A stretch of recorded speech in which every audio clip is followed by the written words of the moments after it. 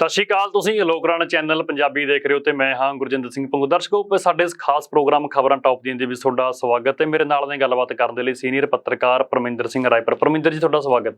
ਸਤਿ ਸ਼੍ਰੀ ਅਕਾਲ ਜੀ ਸਾਰਿਆਂ ਨੂੰ। ਧੰਨਵਾਦ ਗੁਰਜਿੰਦਰ ਜੀ।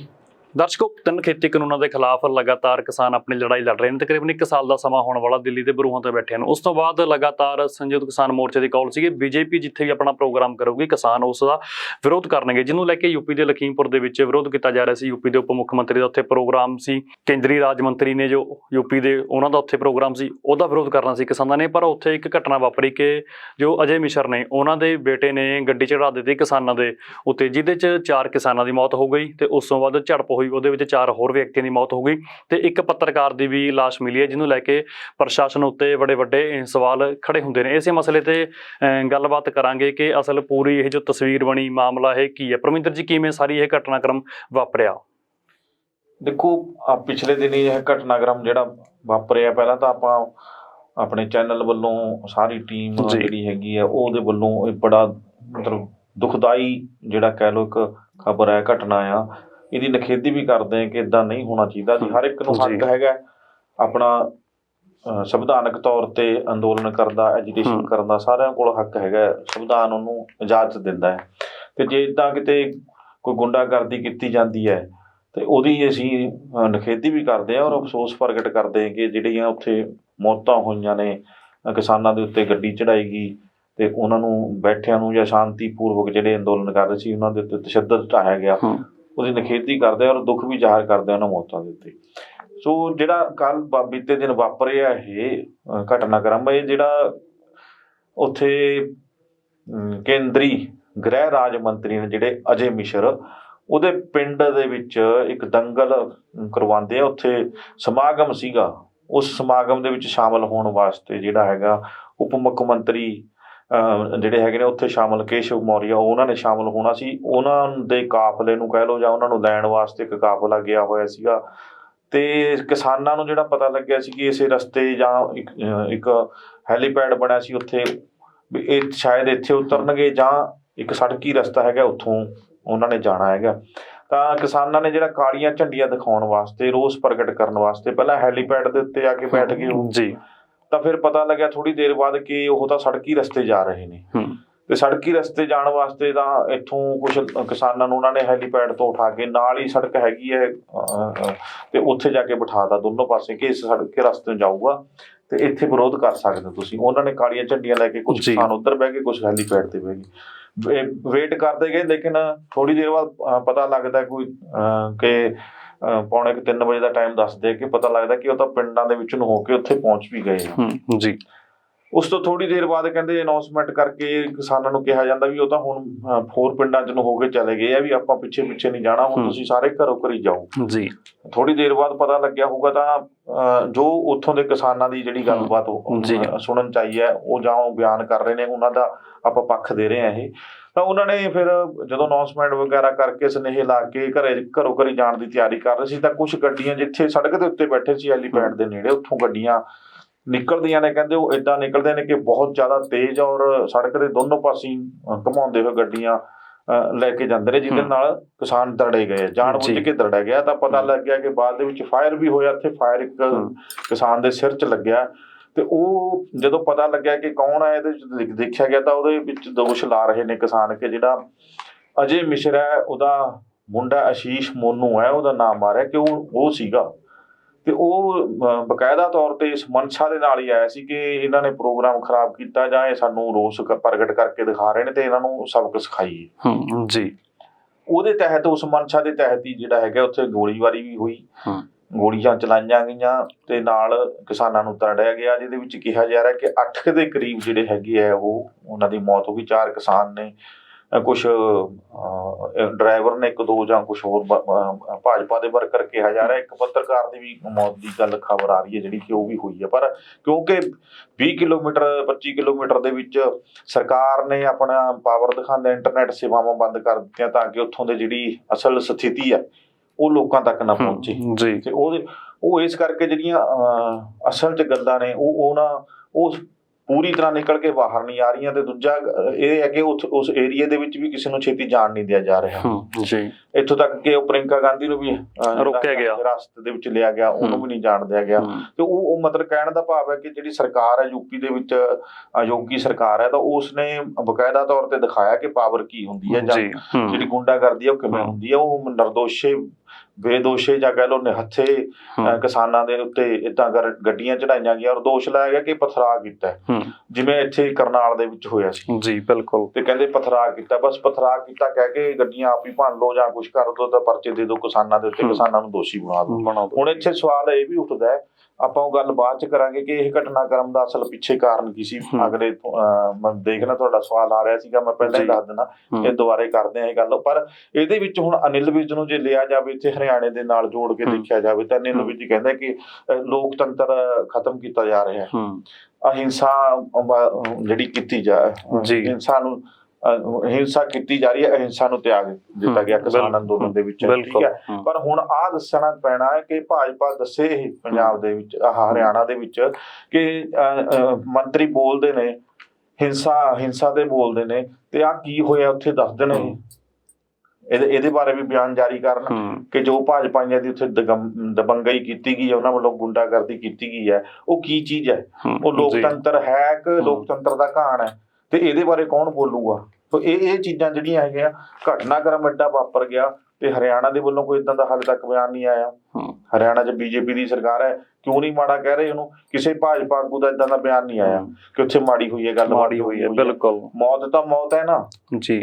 ਇਹੀ ਲੋਕਾਂ ਦੀ, ਇਹ ਨਾ ਲੋਕਾਂ ਨੂੰ ਕਹਿੰਦੇ ਜੀ, ਉੱਥੇ ਬਿਆਨ ਆ ਰਿਹਾ, ਕਹਿੰਦੇ ਕੁਛ ਆਤੰਕਵਾਦੀ ਨੇ ਇਹਨਾਂ ਦੇ ਵਿੱਚ ਛਿਪੇ ਹੋਏ, ਤੁਸੀਂ ਲੱਭ ਲਓ, ਸਰਕਾਰ ਤੁਹਾਡੀ, ਤੁਸੀਂ ਹਾਂ ਤੁਹਾਡੇ ਕੋਲ ਸਾਰਾ ਕੁਝ ਹੈ, ਤੁਸੀਂ ਉਹਨਾਂ ਨੂੰ ਲੱਭ ਕੇ ਫੜ ਲਓ, ਤੇ ਬਾਕੀਆਂ ਨੂੰ ਕਿਉਂ ਮਾਰਦੇ ਹੋ ਫਿਰ? ਜੇ ਤੁਹਾਨੂੰ ਲੱਗਦਾ ਕਿ ਇਹਨਾਂ 'ਚ ਆਤੰਕਵਾਦੀ ਨੇ, ਅੱਤਵਾਦੀ ਬੈਠੇ ਨੇ, ਤੁਸੀਂ ਲੱਭਦੇ ਕਿਉਂ ਨਹੀਂ? ਜੇ ਚਿਹਰੇ ਪਛਾਣਦੇ ਹੋ ਤਾਂ ਹੀ ਕਹਿ ਰਹੇ ਹੋ, ਕੋਈ ਸਾਰਿਆਂ ਨੂੰ ਕਹੀ ਜਾਂਦੇ ਹੋ। ਜਿਹੜੇ ਨੂੰ ਮਾਰਦਾ ਤੁਸੀਂ ਕਦੇ ਪਿਛੋਕੜ ਦੇਖਿਆ ਉਹਨਾਂ ਦਾ? ਕਦੇ ਕਿਹੜੇ ਕੇਸ 'ਚ ਉਹ ਸੀਗੇ ਇਨਵੋਲਵ, ਕਿਹੜੇ ਅੱਤਵਾਦੀ ਗਤੀਵਿਧੀ 'ਚ ਉਹਨਾਂ ਦਾ ਨਾਮ ਆਇਆ ਜਿਹਨਾਂ ਨੂੰ ਤੁਸੀਂ ਮਾਰਤਾ ਹੈ?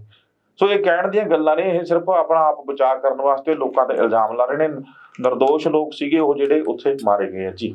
ਪਰਮਿੰਦਰ ਜੀ, ਯੂਪੀ ਦੇ ਵਿੱਚ ਜਦੋਂ 5 ਸਤੰਬਰ ਨੂੰ ਕਿਸਾਨਾਂ ਦੀ ਮਹਾਂ ਪੰਚਾਇਤ ਹੋਈ ਸੀ, ਇਕੱਠ ਬਹੁਤ ਸੀ ਉਦੋਂ, ਤੇ ਉਹ ਹੁਣ ਫਰਵਰੀ ਦੇ ਵਿੱਚ ਚੋਣਾਂ ਨੇ ਯੂਪੀ ਦੇ ਵਿੱਚ, ਕਿਤੇ ਨਾ ਕਿਤੇ ਯੂਪੀ ਸਰਕਾਰ ਨੂੰ ਤੇ ਬੀਜੇਪੀ ਸਰਕਾਰ ਨੂੰ ਹੁਣ ਯੂਪੀ ਉਹਨਾਂ ਦੇ ਹੱਥੋਂ ਖੁਸ਼ੀ ਲੱਗਦੀ ਹੈ, ਇਸੇ ਕਰਕੇ ਦੇ ਉਹਨਾਂ ਦਾ ਇਹ ਗੁੱਸਾ ਤੇ ਕਿਸਾਨਾਂ ਦੇ ਉਹ ਤਸੱਦਦ ਢਾਰੇ ਨੇ ਜੀ। ਬਿਲਕੁਲ, ਇੱਕ ਤਾਂ ਉਹ 5 ਜਿਹੜਾ ਸਤੰਬਰ ਵਾਲੀ ਗੱਲ ਤੁਸੀਂ ਕਹੀ, ਦੂਜੀ ਗੱਲ ਇਹ ਕਿ 25 ਸਤੰਬਰ ਨੂੰ ਪਿੰਡ ਨਾਮ ਮੇਰੇ ਕੋਲ ਲਿਖਿਆ ਸੰਪੂਰਨਾ ਨਗਰ ਪਲੀਆ, ਉੱਥੇ ਨਾ 2 ਸਮਾਗਮਾਂ ਦੇ ਵਿੱਚ ਆ ਜਿਹੜਾ ਕੇਂਦਰੀ ਗ੍ਰਹਿ ਰਾਜ ਮੰਤਰੀ ਅਜੇ ਮਿਸ਼ਰ ਹੈ, ਇਹਨੇ ਸਟੇਜ ਦੇ ਉੱਤੋਂ ਬਿਆਨ ਕੀਤਾ, ਕਹਿੰਦਾ ਸੁਧਰ ਜੋ ਕਿਸਾਨ ਅੰਦੋਲਨ ਵਾਲੇ, ਉਹ ਕਹਿੰਦਾ 2 ਮਿੰਟ 'ਚ ਸੁਧਾਰ ਦਾਂਗੇ ਤੁਹਾਨੂੰ, ਠੀਕ ਹੈ, ਪ੍ਰਦੇਸ਼ ਛੱਡ ਕੇ ਚਲੇ ਜਾਓ, ਕਹਿੰਦਾ ਤੁਹਾਨੂੰ, ਮਤਲਬ ਐਡੀਆਂ ਧਮਕੀਆਂ ਦਿੱਤੀਆਂ ਨੇ ਕਿ ਤੁਹਾਨੂੰ 2 ਮਿੰਟ 'ਚ ਸੁਧਾਰ ਦਾਂਗੇ, ਮਾਰ ਕੇ ਭਜਾ ਦਾਂਗੇ।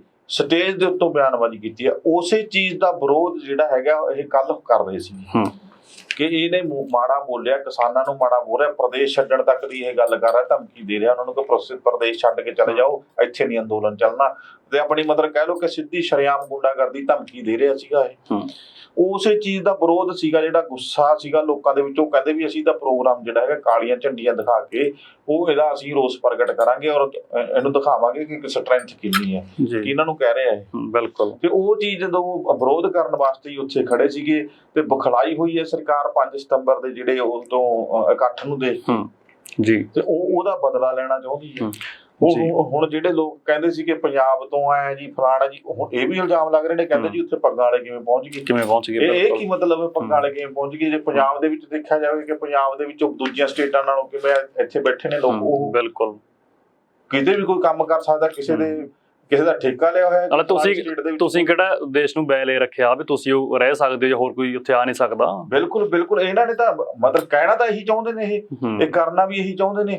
ਉਦਾਂ ਗੱਲਾਂ ਪਾਕਿਸਤਾਨ ਇੰਡੀਆ ਦੀ ਤਾਂ ਕਰਦੇ ਨੇ, ਪਰ ਇਹਨਾਂ ਨੇ ਤਾਂ ਇੰਡੀਆ ਦੇ ਵਿੱਚ ਵੰਡੀਆਂ ਇਹਨਾਂ ਨੇ ਪਾਈਆਂ ਹੋਈਆਂ, ਸਟੇਟ ਵਾਈਜ਼, ਧਰਮ ਵਾਈਜ਼, ਜਾਤ ਵਾਈਜ਼, ਸਭ ਕੁਝ ਇਹਨਾਂ ਨੇ ਕੀਤਾ ਹੋਇਆ। ਇਹੀ ਇੱਕ ਸਰਕਾਰ ਹੈ ਜਿਹੜੀ ਰਾਸ਼ਟਰਵਾਦ ਦੇ ਨਾਂ ਦੇ ਉੱਤੇ ਐ ਲੋਕਾਂ ਨੂੰ ਲੜਾ ਰਹੀ ਹੈ, ਲੋਕਾਂ ਦਾ ਘਾਣ ਕਰ ਰਹੀ ਹੈ, ਲੋਕਾਂ ਨੂੰ ਸ਼ਰੇਆਮ ਮਾਰ ਰਹੀ ਹੈ, ਧਮਕੀਆਂ ਦਿੰਦੇ ਫਿਰੀ ਜਾਂਦਾ। ਕੋਈ ਵੀ ਦੇ ਦਿੰਦਾ ਉੱਠ ਕੇ ਧਮਕੀ ਬੀਜੇਪੀ ਦੇ ਨਾਂ ਲੈ ਕੇ, ਕੋਈ ਉਹਨਾਂ ਤੇ ਕਾਰਵਾਈ ਨਹੀਂ ਹੁੰਦੀ। ਸੋ ਇਹ ਜਿਹੜੀਆਂ ਗੱਲਾਂ ਨੇ ਇਹ ਇਸੇ ਚੀਜ਼ ਦਾ ਵਿਰੋਧ ਕਰ ਰਹੇ ਸੀ ਉਹ 25 ਤਰੀਕ ਦਾ, ਤੇ ਉਹਨਾਂ ਨੂੰ ਇਸੇ ਚੀਜ਼ ਦਾ ਨਤੀਜਾ ਜਿਹੜਾ ਵਿਚਾਰਿਆਂ ਨੂੰ ਭੁਗਤਣਾ ਪਿਆ ਉਹ ਕਿ ਉਹ ਉਸ ਦਾ ਵਿਰੋਧ ਕਰ ਰਹੇ ਸੀ, ਜਿਹੜਾ ਲੋਕਤੰਤਰ ਦੇ ਅਗੇਂਸਟ ਜਾ ਕੇ ਉਹਨੇ ਬਿਆਨ ਦਿੱਤਾ, ਧਮਕੀ ਦਿੱਤੀ ਸ਼ਰੇਆਮ ਉਹ ਲੋਕਾਂ ਨੂੰ, ਜਿਹੜੇ ਲੋਕ ਉਹਨਾਂ ਨੂੰ ਗੱਦੀਆਂ ਤੇ ਬਿਠਾਉਂਦੇ ਨੇ ਉਹਨਾਂ ਨੂੰ। ਜੀ ਤੁਸੀਂ ਦੇਖੋ ਕਿ ਚੰਡੀਗੜ੍ਹ ਦੇ ਵਿੱਚ ਹਰਿਆਣਾ ਸੀਐਮ ਮਨੋਹਰ ਲਾਲ ਖੱਟਰ ਆਪਣਾ ਪ੍ਰੋਗਰਾਮ ਰੱਖਦੇ ਨੇ, ਉੱਥੇ ਹਦਾਇਤਾਂ ਕਰਦੇ ਨੇ ਕਿ ਜੋ ਬੀਜੇਪੀ ਦਾ ਕਿਸਾਨ ਮੋਰਚਾ ਉਹਦੇ ਤੁਸੀਂ 5-5 700 1000 ਤੁਸੀਂ ਵਲੰਟੀਅਰ ਲਵੋ, ਉਹਨਾਂ ਨੂੰ ਲਾਠੀਆਂ ਦੇ ਕੇ ਤੁਸੀਂ ਖੜਾਓ ਤੇ ਕਿਸਾਨਾਂ ਦੇ ਨਾਲ ਤੁਸੀਂ ਉਹਨਾਂ ਨੂੰ ਪਿੰਡਾਂ 'ਚ ਨਾ ਵੜ ਦਿਓ, ਜਿੱਥੇ ਵਿਰੋਧ ਕਰਦੇ ਨੇ ਕਿਸਾਨ ਉੱਥੇ ਤੁਸੀਂ ਆਪਣੇ ਬੰਦੇ ਲੈ ਕੇ ਜਾਓ। ਇਹ ਤਾਂ ਜਿਵੇਂ ਤੁਸੀਂ ਕਿਹਾ ਕਿ ਅਨਿਲ ਵਿਜ ਕਹਿੰਦੇ ਸੀ ਕਿ ਲੋਕਤੰਤਰ ਖਤਰੇ ਦੇ ਵਿੱਚ ਹੈ।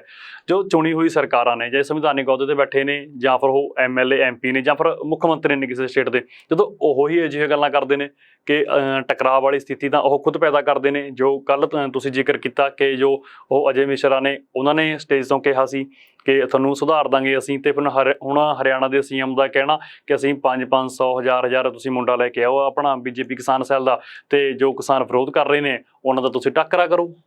ਪਹਿਲੀ ਤਾਂ ਗੱਲ ਇਸ ਗੱਲ ਦੀ ਪੁਸ਼ਟੀ ਕਰਤੀ ਕਿ ਜਿਹੜੇ ਕਿਸਾਨਾਂ ਦਾ ਵਿਰੋਧ ਕਰਦੇ ਨੇ ਇਹਨਾਂ ਦੇ ਆਪਦੇ ਸੈੱਲ ਨੇ। ਹਾਂ ਬਿਲਕੁਲ, ਜਿਹੜੇ BJP ਦੇ ਕਿਸਾਨ ਸੈੱਲ ਬਣਾਏ ਹੋਏ ਨੇ ਉਹ ਕਿਸਾਨਾਂ ਦਾ ਵਿਰੋਧ ਕਰਦੇ ਨੇ, ਇਹਨਾਂ ਦੇ IT ਸੈੱਲ ਉਹਨਾਂ ਨੂੰ ਚੱਕਦੇ ਨੇ ਔਰ ਦਿਖਾਉਂਦੇ ਨੇ ਸੋਸ਼ਲ ਮੀਡੀਆ ਦੇ ਉੱਤੇ ਕਿ ਇਹ ਵੀ ਕਿਸਾਨ ਨੇ ਜੀ, ਇਹਦਾ ਵਿਰੋਧ ਨਹੀਂ ਕਰਦੇ। ਇਹ ਮਤਲਬ ਉਹ ਉਸ ਗੱਲ ਦਾ ਸਬੂਤ ਦੇਤਾ ਕਿ ਇਹਨਾਂ ਦੇ ਆਪਦੇ ਬੰਦੇ ਨੇ ਜਿਹੜੇ ਕਿਸਾਨ ਅੰਦੋਲਨ ਦਾ ਵਿਰੋਧ ਕਰਦੇ ਨੇ, ਉਹ ਪੱਕੇ ਭਾਜਪਾਈ ਨੇ। ਬਿਲਕੁਲ, ਉਹ ਪਾਰਟੀ ਨਾਲ ਜੁੜੇ ਹੋਏ, ਉਹਨਾਂ ਨੂੰ ਪਾਰਟੀ ਉਹਨਾਂ ਨੂੰ ਫਾਇਦਾ ਦਿੰਦੀ ਹੈ, ਸਿੱਧੇ ਤੌਰ ਤੇ ਫਾਇਦਾ ਦਿੰਦੀ ਹੈ, ਤਾਂ ਉਹ ਪਾਰਟੀ ਨਾਲ ਖੜੇ ਨੇ। ਨਹੀਂ ਜ਼ਮੀਨ ਕਿਹਦੇ, ਕੌਣ ਜ਼ਮੀਨ ਖੋਣਾ ਚਾਹੁੰਦਾ ਆਪਣੀ? ਬਿਲਕੁਲ, ਕਿਹੜਾ ਨਹੀਂ ਚਾਹੁੰਦਾ ਕਿ ਉਹਨੂੰ MSP ਮਿਲੇ? ਕਿਹੜਾ ਐਸਾ ਕਿਸਾਨ ਹੈ ਦੇਸ਼ ਦਾ?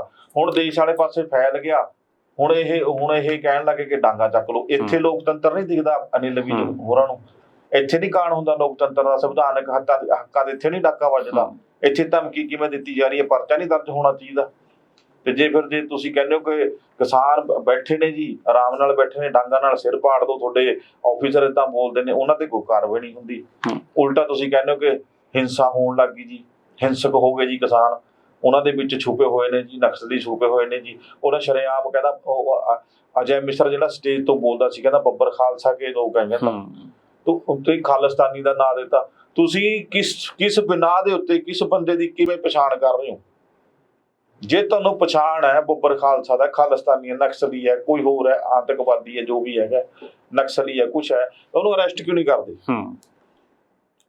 ਜੇਕਰ ਤੁਹਾਨੂੰ ਲੱਗਦਾ ਕਿ ਕਿਸੇ ਦੀ ਗਤੀਵਿਧੀ ਗਲਤ ਹੈ, ਤੁਸੀਂ ਆਪਣਾ ਸਰਕਾਰ ਤੁਹਾਡੇ ਕੋਲ, ਪ੍ਰਸ਼ਾਸਨ ਤੁਹਾਡਾ, ਤੁਸੀਂ ਕਰ ਸਕਦੇ ਹੋ। ਕੌਣ ਦੱਸ ਰਿਹਾ ਇਹ ਗੱਲ ਕਿ ਇਹ ਬੰਦਾ ਨਕਸਲੀ ਹੈ, ਬੱਬਰ ਖਾਲਸਾ ਦਾ ਆਤੰਕਵਾਦੀ ਹੈ, ਖਾੜਕੂ ਹੈ, ਕੁਛ ਹੈ, ਜਾਂ ਵਿਰੋਧੀ ਹੈ, ਕੁਛ ਹੈ? ਉਹ ਕੌਣ ਹੈ? ਉਹਦੀ ਪਛਾਣ ਕੀ ਹੈ? ਤੁਹਾਨੂੰ ਜੇ ਇੰਨਾ ਪਤਾ ਲੱਗ ਰਿਹਾ ਹੈ, ਤੁਸੀਂ ਕਾਨੂੰਨੀ ਕਾਰਵਾਈ ਕਿਉਂ ਨਹੀਂ ਕਰਦੇ ਇਹਦੇ ਤੇ?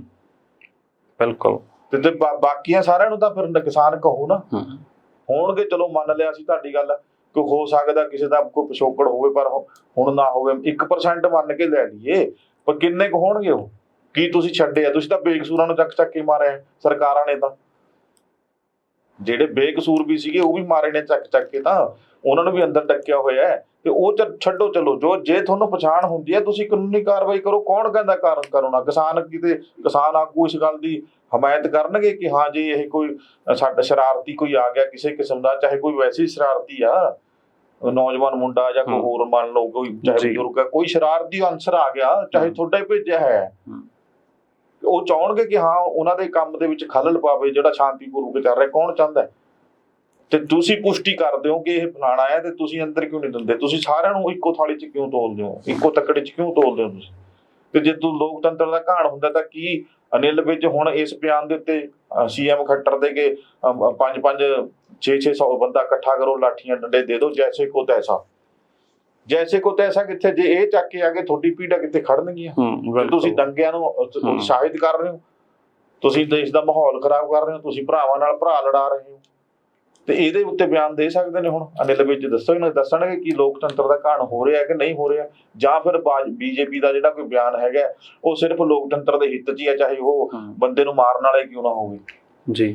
ਫਿਰ ਇਸ ਚੀਜ਼ ਪੁਸ਼ਟੀ ਕਰ ਦੇਣ ਇਸ ਚੀਜ਼ ਦੀ। BJP ਨੇ ਤਾਂ ਕਹਿਣਾ ਸ਼ੁਰੂ ਕਰਤਾ ਨਾ ਕਿ ਜੋ ਲੜਾਈ ਦੀ ਜੋ ਸ਼ੁਰੂਆਤ ਹੋਈ ਸੀ ਇਹ ਕਿਸਾਨਾਂ ਵੱਲੋਂ ਹੋਈ ਸੀ, ਸਾਡੇ ਤਾਂ ਬੰਦੇ ਆਰਾਮ ਨਾਲ ਜਾ ਰਹੇ ਸੀ, ਇਹ ਕਿਸਾਨਾਂ ਵੱਲੋਂ ਹੀ ਪਹਿਲਾਂ ਡਰਾਈਵਰ ਕੁੱਟਿਆ ਗਿਆ ਤੇ ਡਰਾਈਵਰ ਮਾਰਿਆ ਗਿਆ, ਉਸ ਤੋਂ ਬਾਅਦ ਫਿਰ ਸਭ ਇਹ ਸ਼ੁਰੂਆਤ ਹੋਈ। ਬੀਜੇਪੀ ਨੇ ਤਾਂ ਸੋਸ਼ਲ ਮੀਡੀਆ ਤੇ ਆਪਣਾ ਝੂਠਾ ਪ੍ਰਚਾਰ ਕਰਨਾ ਸ਼ੁਰੂ ਕਰਤਾ। ਦੇਖੋ ਚੱਲਦੀ ਗੱਡੀ ਦੇ ਵਿੱਚੋਂ ਡਰਾਈਵਰ ਨੂੰ ਕਿਵੇਂ ਕੁੱਟਿਆ ਜਾ ਸਕਦਾ, ਇਹ ਤਾਂ ਪਤਾ ਹੀ ਹੈ ਹਰ ਇੱਕ ਬੰਦੇ ਨੂੰ ਪਤਾ, ਚੱਲਦੀ ਗੱਡੀ ਦੇ ਵਿੱਚੋਂ ਡਰਾਈਵਰ ਕਿਵੇਂ ਕੁੱਟਿਆ ਜਾ ਸਕਦਾ। ਤੇ ਜੇ ਚੱਲਦੀ ਗੱਡੀ ਚੋਂ ਡਰਾਈਵਰ ਹੀ ਕੁੱਟਿਆ ਗਿਆ ਤਾਂ ਪਿੱਛੇ ਰਹਿ ਕੇ ਫਿਰ ਤਾਂ ਸਾਰੇ ਹੀ ਫੱਟੜ ਹੋਣਾ ਚਾਹੀਦੇ ਸੀ ਉਸ ਗੱਡੀ ਦੀ। ਤਾਂ ਬੇਕਾਬੂ ਹੋਊਗੀ, ਸਪੀਡ 'ਚ ਹੋਊਗੀ, ਜਾਂ ਭੀੜ ਦੇਖ ਕੇ ਤੁਸੀਂ ਇੰਨੇ ਸਾਊ ਤਾਂ ਹੈ ਨਹੀਂ, ਜਾਂ ਤੁਹਾਡੀ ਸਿਕਿਉਰਿਟੀ ਇੰਨੀ ਢਿੱਲੀ ਤਾਂ ਹੈ ਨਹੀਂ ਕਿ ਕਿਸਾਨਾਂ ਦਾ ਕਾਲੀਆਂ ਝੰਡੀਆਂ ਲੈ ਕੇ ਖੜਿਆਂ ਦਾ ਇਕੱਠ ਦੇਖ ਕੇ ਤੁਸੀਂ ਆਰਾਮ ਨਾਲ ਜਾਓਗੇ, ਕੋਈ ਗੱਲ ਨਹੀਂ, ਸਾਨੂੰ ਤਾਂ ਕੁਝ ਕਹਿਣਾ ਨਹੀਂ, ਜਾਂ ਸਾਨੂੰ ਨਾਰਿਆਂ ਦਾ ਕੋਈ ਅਸਰ ਨਹੀਂ ਹੋਣਾ।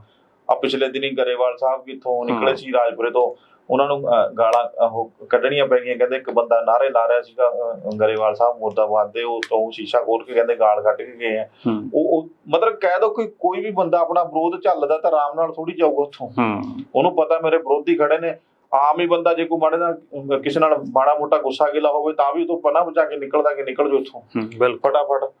ਤੇ ਇਹ ਕਹਿੰਦੇ ਨੇ ਕਿ ਡਰਾਈਵਰ ਕੁੱਟਦਾ, ਚੱਲਦੀ ਰੁਕਿਆ ਕੌਣ ਆ ਉੱਥੇ? ਪਹਿਲੀ ਤਾਂ ਗੱਲ ਕੋਈ ਰੁਕਿਆ ਨਹੀਂ ਹੋਊਗਾ, ਤੇ ਦੂਜੀ ਗੱਲ ਚੱਲਦੀ ਗੱਡੀ ਜੋ ਡਰਾਈਵਰ ਨਹੀਂ ਕੁੱਟਿਆ ਜਾਂਦਾ। ਜਿਹੜੇ ਬਿਆਨਬਾਜ਼ੀ ਕਰ ਰਹੇ ਸਰਾਸਰ ਗਲਤ ਹੈ, ਆਪਣੀ ਬਿਆਨਬਾਜ਼ੀ 'ਚ ਫਸਦੇ ਜਾਣਗੇ। ਦੂਜਾ ਜਿਹੜਾ ਮੀਡੀਆ ਦੇ ਵਿੱਚ ਬਿਆਨ ਦਿੱਤਾ ਅਜੇ ਮਿਸ਼ਨ ਨੇ ਕਿ ਮੈਂ ਔਰ ਮੇਰਾ ਬੇਟਾ ਤਾਂ ਉੱਥੇ ਮੌਜੂਦ ਹੀ ਨਹੀਂ ਸੀਗੇ, ਵੀਡੀਓ ਵਾਇਰਲ ਹੋ ਗਈ ਦੀ ਗੰਨੇ ਦੇ ਖੇਤ ਵਿੱਚ ਭੱਜ ਰਿਹਾ ਉਹ, ਤੇ ਚੈਨਲ ਤੇ ਚਲਾਦੀ, ਗੱਡੀ ਚਲਾਦੀ ਉੱਥੇ। ਹਾਂ ਬਿਲਕੁਲ। ਤੇ ਫਿਰ ਹਾਲੇ ਕਹਿੰਦਾ ਸਾਡੇ ਕੋਲ ਵੀਡੀਓ ਹੈਗੀਆਂ ਨੇ ਤੇ ਤੁਸੀਂ ਕਿਉਂ ਨਹੀਂ ਚਲਾਉਂਦੇ ਚੈਨਲ ਤੇ?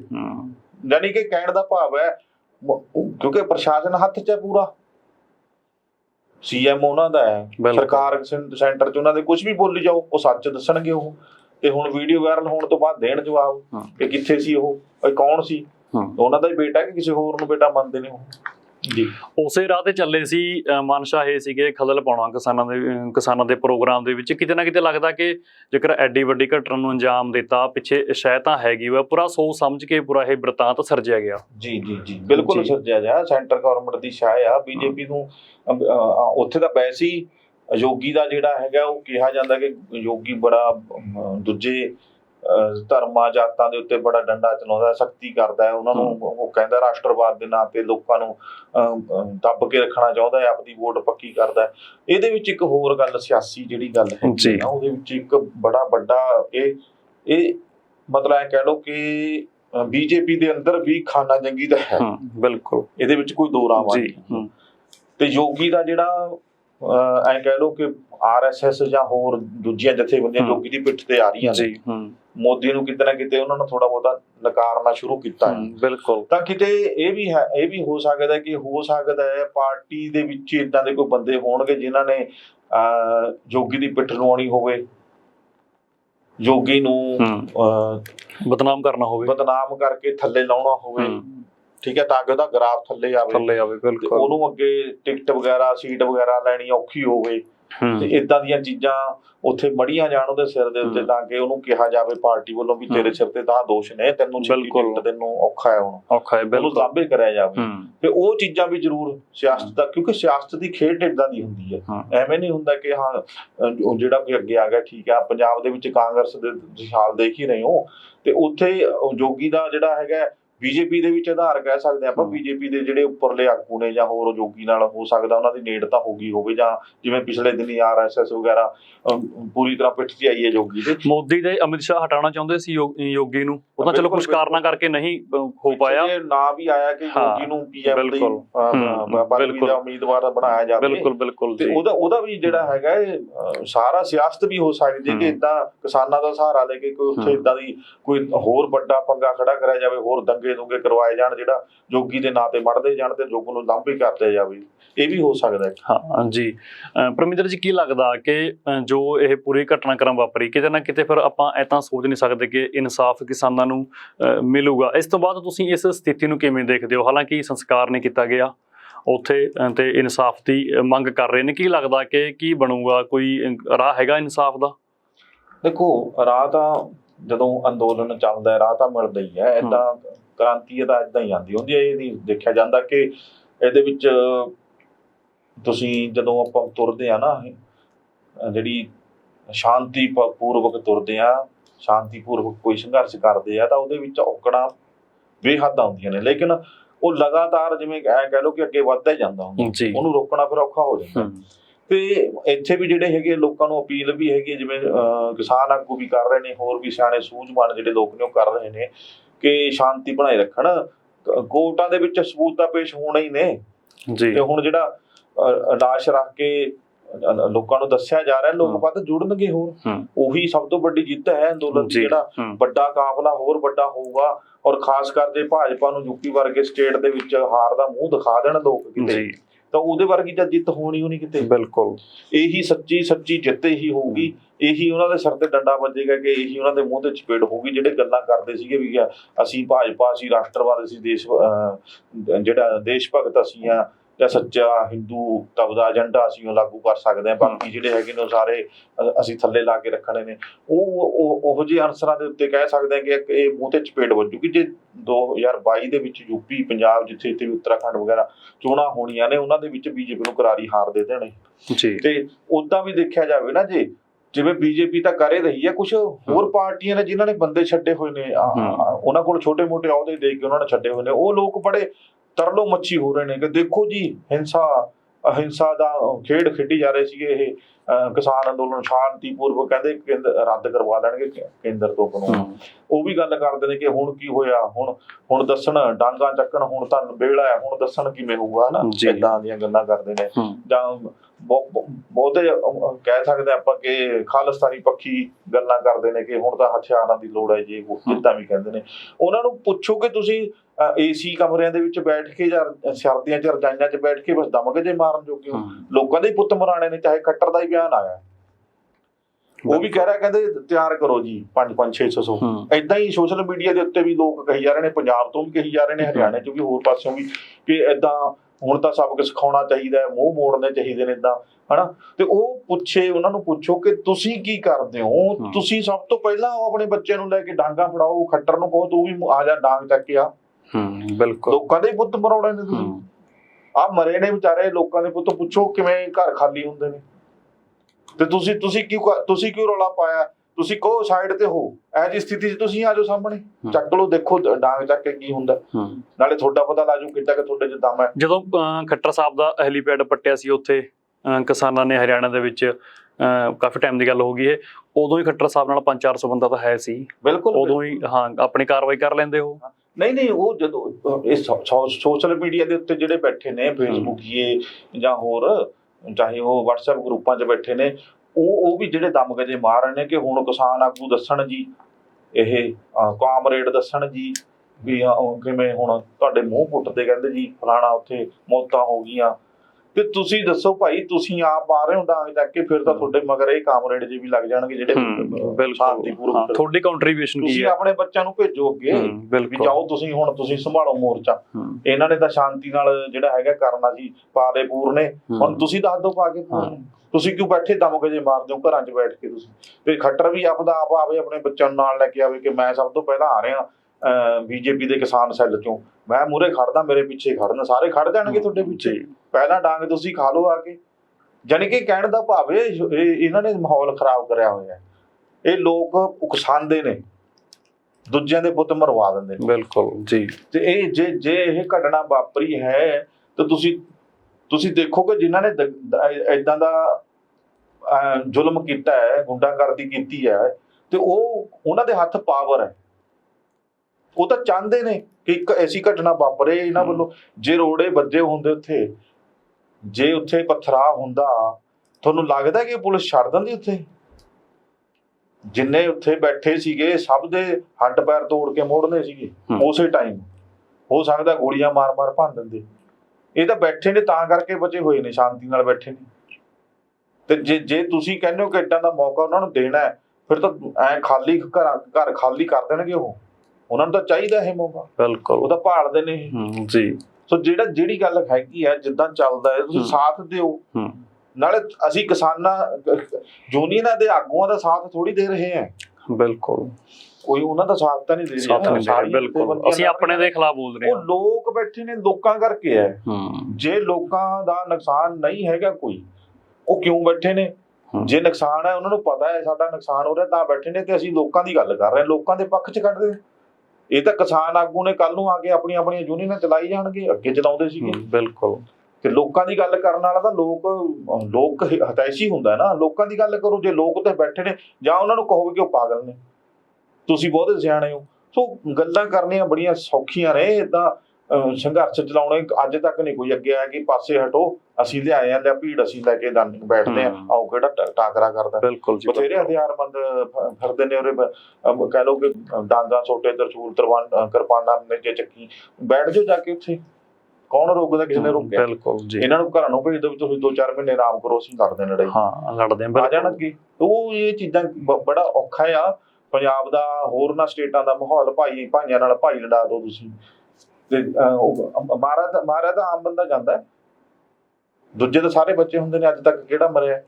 ਸਾਰੀਆਂ ਪਾਰਟੀਆਂ ਰਾਜ ਕਰ ਚਲੀਆਂ ਜਾਂਦੀਆਂ ਨੇ, ਉਹਨਾਂ ਦੇ ਬੱਚੇ ਬਾਹਰ ਭੇਜ ਦਿੰਦੇ ਨੇ। ਉਹ ਜੇ ਕਿਤੇ ਬਹੁਤੀ ਪ੍ਰੋਬਲਮ ਆਉਂਦੀ ਹੈ ਦੇਸ਼ ਦੇ ਵਿੱਚ, ਚੁੱਪ ਕਰਕੇ ਜਹਾਜ਼ ਚੜਾ ਕੇ ਬਾਹਰ ਚਲੇ ਜਾਂਦੇ ਨੇ, ਪੜ੍ਹਾਈ ਦੇ ਨਾਂ ਤੇ ਚਲੇ ਜਾਂਦੇ ਨੇ, ਜਾਂ ਉੱਦਾਂ ਉਹਨਾਂ ਦੇ ਤਾਂ ਬਥੇਰੇ ਘਰ ਨੇ, ਪੈਸਾ ਉੱਧਰ ਪਿਆ, ਐਸ਼ ਕਰਦੇ ਨੇ ਜਾ ਕੇ।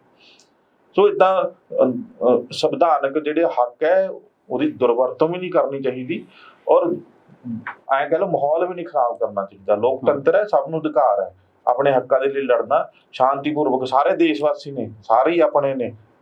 ਇਹ ਪੋਲੀਟੀਸ਼ੀਅਨ ਨੇ ਜਿਹੜੀਆਂ ਵੰਡੀਆਂ ਪਾਉਂਦੇ ਨੇ, ਤੇ ਇਹਨਾਂ ਤੋਂ ਬਚਾਅ ਰੱਖੋ ਆਪਣਾ ਤੇ ਆਪਣੇ ਨਾਲ ਦੇ ਨਾਲ। ਜੀ ਸ਼ੁਕਰੀਆ ਪਰਮਿੰਦਰ ਜੀ, ਗੱਲਬਾਤ ਕਰਨ ਦੇ ਲਈ ਤੁਹਾਡਾ ਧੰਨਵਾਦ। ਸ਼ੁਕਰੀਆ ਜੀ।